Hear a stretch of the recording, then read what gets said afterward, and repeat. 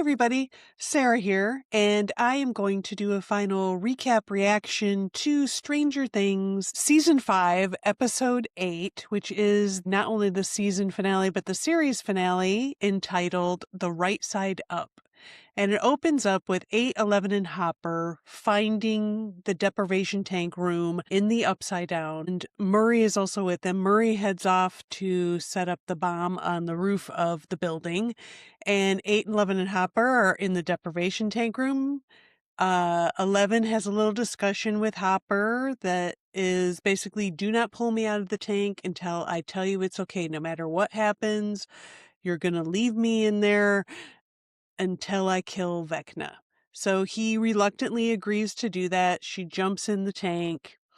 And now we go back over to the crew at the radio station. They are now climbing the tower. And it's a very tall tower. It takes a while. There's some platform along the way for them to kind of stop and take rests while they're climbing up. And so on one of those platforms, Mike and Will stop to have a little rest, and they have a little discussion about him coming out. And Mike apologizes for not noticing. I mean, they're best friends. It seems a little implausible that Mike didn't notice anything. He just seemed completely oblivious to the fact that Will was maybe gay. I don't know. It seems kind of crazy. But anyway, they have a discussion about it. Mike apologizes for not being more understanding or noticing or helpful. And Will says, look, it's all good, man. I had to go on my own journey and figure this out, and don't worry about it. Everything's fine. So everything is cool with them. They're still going to be good friends and hang out, all of that. Then they realize, once everybody meets up at the top of the tower, and they realize that the hole that's being created into Vecna's world is not lining up exactly with the radio tower. And as Vecna's world comes down, it's going to destroy the tower unless they are able to make a correction so things line up again. So Dustin gets on the radio to Hopper, like, look, you got to let 11 know we need some help here. It's not lining up right. They need to move their plan along, which was to distract Vecna from bringing the worlds together. They need to be able to distract him from that. Everything will work out where it's not going to be completely destroyed. So Hopper starts tapping on the tank because we saw earlier they had come up with a code of like so many taps mean different things. So Hopper is tapping on her tank like, hey, you need to really get this thing moving. So anyway, in 11's mind, she brings in 8 and they bring in Max because Max knows Vecna's mind and knows how to get through it. So the three of them join together. In 11's mind, they see Vecna, but in 11's mind. And 11's like, no, that's not really him. That's just my vision of him in my head. So 11 then reaches out to that and touches it. And through touching that version of him in her mind, they're able to tap into his mind. And so right away, we're back to that scene in the high school hallway, and it's Max, 11, and 8. And that is at the point where she starts hearing Hopper tapping on the glass, and she knows that means, hey, we've got to move quickly here. Things are moving along. We can't take a lot of time.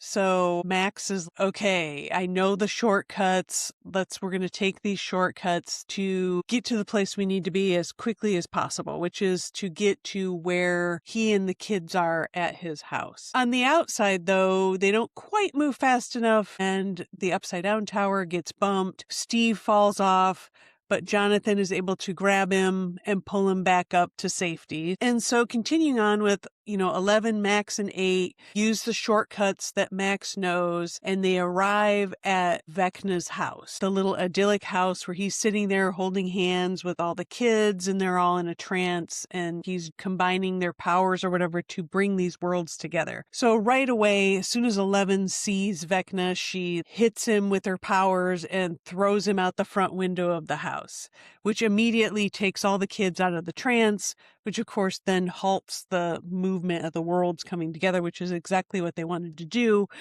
So Holly is like super relieved that Max came back for her, and not just for her, but for all the kids. And immediately the kids are like, "It's the monster."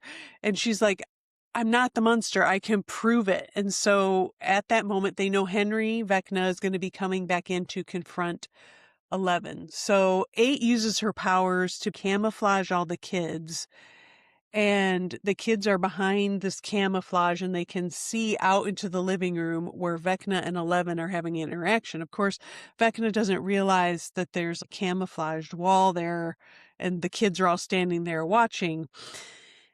And Henry and 11 have a conversation, and Henry's hand turns into the viney monster claw when he's in the Vecna form to reach out and touch 11. And the kids at that moment are like, "Oh my gosh, he is the monster."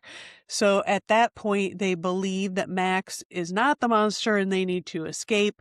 And so Max starts leading them to the safe cave place. And at that moment, 11 pins Henry down to the dining room table, and 8 jumps up to stab him with the knife, but just as she's about to stab him, he disappears and she ends up just driving the knife into the dining room table. But anyway, they figure out what happened is Vecna disappears to the Upside Down, where he starts messing with Hopper's mind. He starts showing him bad memories and visions of wartime and the death of his daughter, and showing him all these horrible things. And Vecna appears, he shoots at Vecna, and then he realizes that in shooting Vecna, he actually shot 11 in the tank. And so he runs to the tank to try and break it open. And back with 11, 11 and 8 catch up with Max, and Max is like, "What are you guys doing here?" And she's like, "Vecna disappeared." And and they start explaining to her what happened. And right at that moment, then 11 disappears because Hopper broke open the tank and pulled her back into the Upside Down from Vecna's mind. And then 11 disappears and Max disappears. And Holly is there all by herself, and everyone kind of comes back to reality. And Max wakes up, and the moment she wakes up, she does this big gasp, which gives away her location, because while Max was off in Vecna's mind, Dr. K and company show up at the radio station and are hunting for them, and Vicky had hidden somewhere, and Max makes a noise which allows Dr. K and the military find them and take them into custody. Meanwhile, getting back to everybody at the radio station, everything was stabilized and they were actually able to go into Vecna's world, not just his mind, but his world where the lair is and everything. And they just start walking to try and search for whatever it is they need to find. I don't think they're 100% sure what they're looking for. And while they're walking, of course, they have a little downbeat moment where Steve and Jonathan hash things out about Nancy and how they've been a-holes to each other. And so they make up, and then they keep walking, and then they find Vecna's lair, which looks sort of like a giant hand like this with extra fingers. And Will's like, "Yep, that's the thing I saw in the vision. That's his lair." Meanwhile, Holly gets all of the kids into the cave, but she realizes that Derek is missing. So Holly goes back out. She gets Derek. And of course, Henry is just about to catch up to them. And just as they're running into the cave, Vecna reaches out his viney monster hand and grabs Holly, but Derek is able to pull her from his grasp and into the cave. But meanwhile, Henry goes up to the entrance of the cave, and despite his fear, he's going to go in there to get them. And Holly sees that he's actually entering the cave because he's making noises, because he has so much anxiety and fear about going into the cave. Holly realizes that Vecna is after them, and they need to go to the abandoned mine shaft, and that will be their way out into the Upside Down to escape from here. So they head off to do that. Back to Will and Nancy and that group. They start walking closer to the lair, and Will starts really being affected. He starts really he feels that Vecna is alive and that he has some connection to him to have a sense of what's going on. And he realizes that the kids are alone. and he's going to try to do what he can using his powers to help. And back at the lab, 11, 8, and Hopper are having a discussion of now that the deprivation tank is no longer, she can't connect that way, so what are they going to do? And so they come up with a plan of, well, let's go to the radio station and maybe she can climb up to the top of the tower and find a way to get into Vecna's world that way. Or the abyss is what Dustin called it in the earlier episode. But Hopper reveals that when Vecna was messing with his mind, he also discovered that 11 and 8 had this plan of sacrificing themselves to end the cycle. And so he's mad and upset about it, but 11's like, look, we have to do something. We can't just sit by and do anything. So they go to carry out that plan. And at that moment, the military arrives and they have a helicopter that they hover outside the building that is shooting one of those sonic devices, which incapacitates 11 and 8. So Hopper grabs 11 and takes her to a different part of the building, which is a bit further away from the sonic device so that she's okay. And so, but 11 says, you have to go back and get 8. So Hopper goes back to get 8. There's a big shootout scene. There's a lot of shooting going on. And meanwhile, Murray is up on the roof and he decides the only way I can stop this is I got to blow up the helicopter. So Murray tosses a grenade onto the helicopter to take it out and stop the sonic device from going off. But in that process of everything going on, 8 gets shot. And so she's laying on the ground and her and 11 have a bit of a conversation. And then they go up on the roof to join Murray. And the thought is 8 is dead. It's just 11 and Hopper. And 11 looks up and she sees there's kind of these rocks floating in the air. And she realizes she can use her powers to hop on the rocks and get into Vecna's world. So she decides to go ahead and do this. And at this point, the kids have reached the mine shaft with Vecna Henry right on their tail. And she sends the kids out ahead of her. Holly decides to hang back and she finds this rod that she's like, well, I'm going to kill Vecna myself.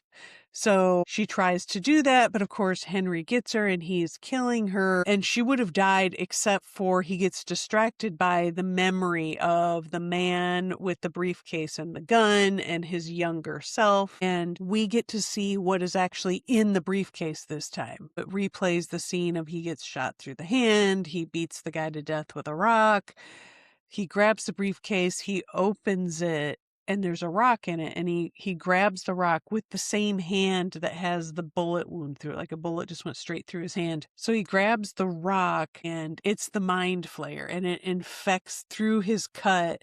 It infects his mind, and he becomes infected with the mind flayer, and he becomes a vessel of the mind flayer. Will is tapped into his mind, sees all this happening, and realizes that was the moment he turned evil. And so Will tells him, look, you're just being used by this thing. Why don't you give it up? Turn to good. This thing has just been using you, and you should give that up. Henry is still in there, give up Vecna and the Mind Flayer. And Henry says no. He says that he was shown the truth and that he can fix it. And then at that moment, the lair turns into this big spider-like creature that's going to attack everyone who's there. And right at that moment, of course, 11 shows up and distracts the spider creature, and she's able to get inside of the lair, the inner workings of it, and she does some damage and she starts fighting Vecna, and the others are on the outside and they're like, hey, let's do our part. So they lure the spider to go into this valley where they're up on the high ground, and they start throwing all of their guns, grenades, everything they have to attack, they throw at the spider, and that weakens it to the point that 11 is able to use her powers and lift him up and impale him on a spike. And it looks sort of like a tooth thing, but it's like a spike tooth. She impales him on there, and then the rest of the group is able to come into the lair. They free all the kids from being trapped in Vecna's spider hand lair thing. And just as the last kid is freed, they see that Vecna actually isn't dead. He's still alive. So Joyce decides, I'm ending this.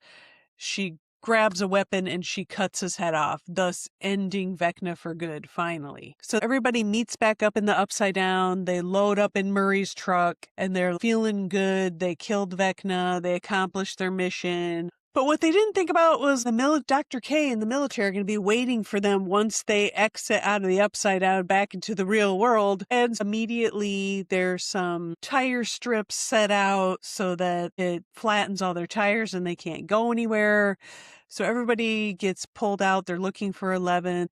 And just at that moment, Mike and some of the other kids, they see 11 standing in the gateway to the Upside Down.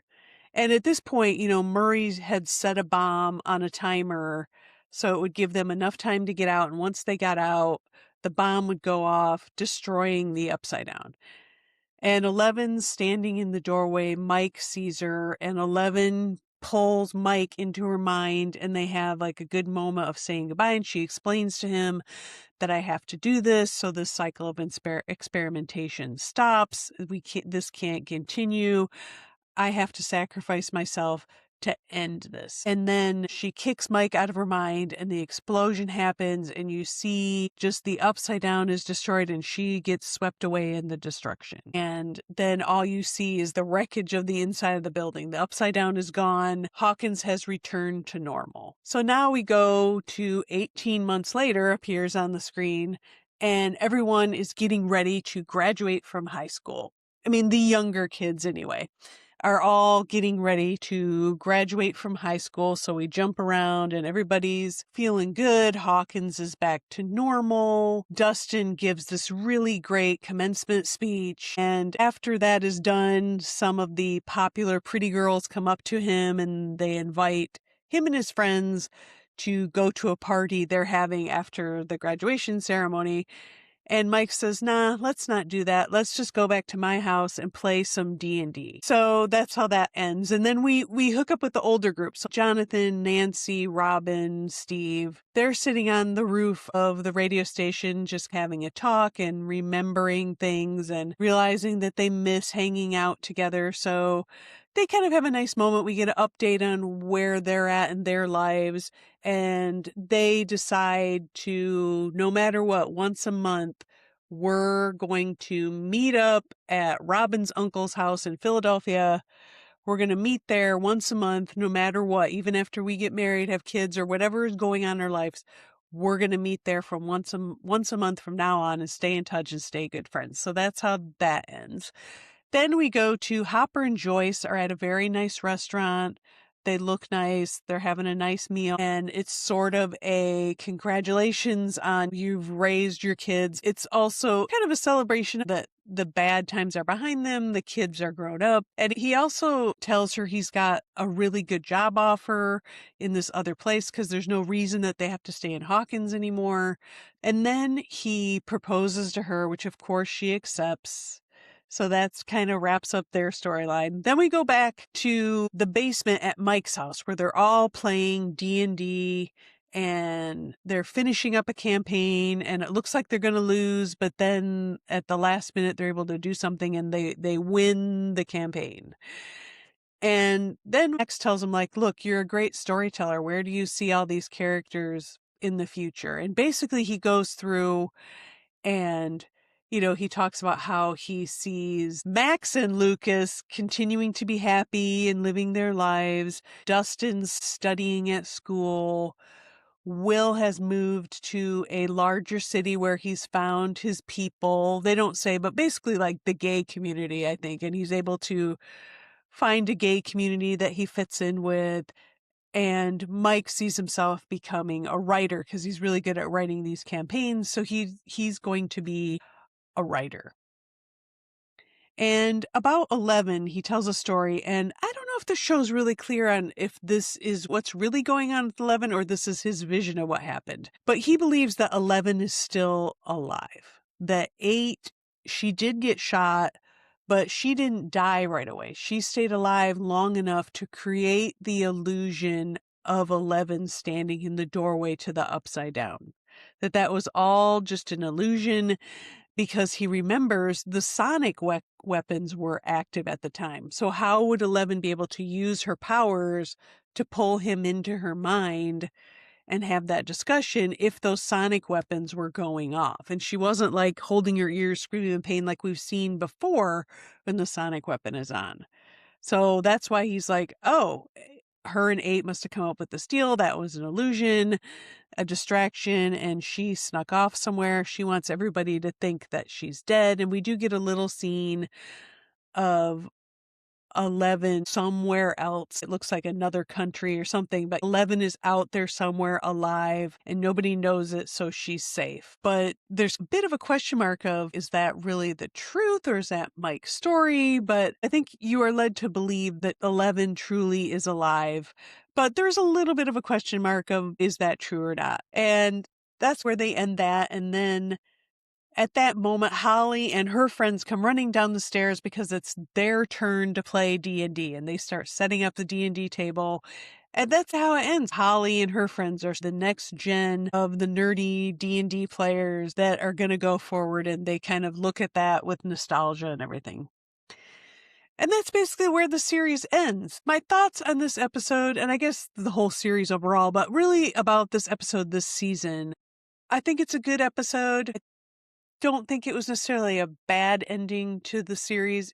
It definitely wasn't perfect. I think in these last few episodes, it was nice to have those kind of teary-eyed emotional scenes where everybody hugs at the end or makes up or it concludes things. It was nice to have those kind of downbeat moments, but I felt like they went on too long and there was too many of them. It was like wash, rinse, repeat with every set of characters. Let's do the same. Oh, teary-eyed emotional scene, hug, next. Teary-eyed emotional scene, hug, next. Like there was too much of that, and it made it feel like they kind of put all these scenes in as to kind of pad out the episode to make it longer, which I didn't understand what they were doing because they cut short the Henry Vecna stuff. We get the vision of, okay, Henry found the Mind Slayer rock and that turned him evil. And it showed him the truth and that he was going to fix it. It's like, I think they should have spent more time in showing Henry's conversion to evil. I mean, I know we get in earlier seasons and things, we do get some flashbacks about Henry's past and that he was kind of this creepy, sort of scary kid that did these bad things, but the Mind Flayer led him to that. And it would have been nice to see Henry's conversion to Vecna, if you will. It would have been nice to see what was the truth the Mind Flayer was showing him. What was that truth, and what was Henry's vision, Henry Vecna's vision of fixing it. I think they should have spent a lot more time delving into that rather than doing these overly long emotional scenes. I think I wanted more depth about that, like that rock, like what happened to that rock? Is that rock still out there? Or whatever that energy was that was in the rock, was that totally absorbed into Vecna to the point that they became one? Or is there that evil rock still out there for somebody else to get, which would be an interesting spin-off, I guess. We don't really know what happened to that rock. We don't really know what the Mind Flayer was telling him that converted him so fully to this course of action he was taking. And I think it would have been nice too if we would have seen what was his vision of the fix. And I think that would have helped to even motivate the characters more to kill him, to stop him, if they knew what his vision of the future was after he combined these two worlds. So I think they kind of missed an opportunity to give us some more interesting stuff of that, and they padded it out with more emotional stuff, which I like concluding things and wrapping things up, but I think they could have done it a couple of those was fine, but I think they should have done some of it a little bit different with the other characters. But overall, it's a good series, worth watching, even with its imperfections. Of course, as a Gen Xer, I love it because I was that age at that time, and I think they do a really good job of capturing the 80s, capturing the feel of 80s movies, shows of that time. I can really relate to the characters. I mean, I even graduated from high school the same year the characters do. So that was really, kind of fun. Anyway, I think overall it's a good job. I think this particular episode I would give out of 10. I would give this particular episode a 7.5. I think the whole series overall I would give an 8.5. And I'm definitely gonna watch the whole thing through again at some point. I'll give it some time and then try to watch it again where it feels a little more fresh and new. But anyway, thanks for watching my little recap and reaction here.